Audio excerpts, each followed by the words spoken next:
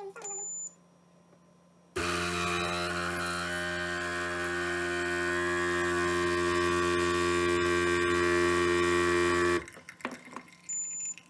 Bir daha basıyoruz.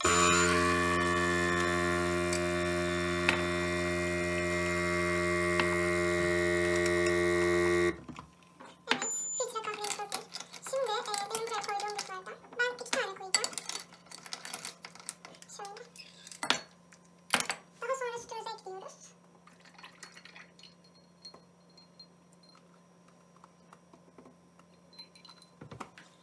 Şimdi kaşık yardımıyla kahvemizi koyacağız.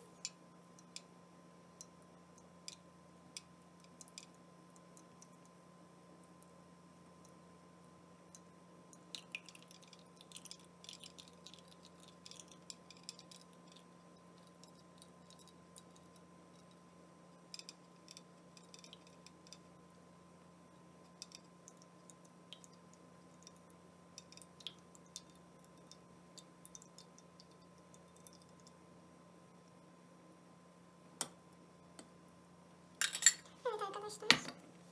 Şöyle üstündeki buzları da gösterelim. Şu şekil. Görüntüsü mükemmel oldu. Şimdi afiyetle içebiliriz.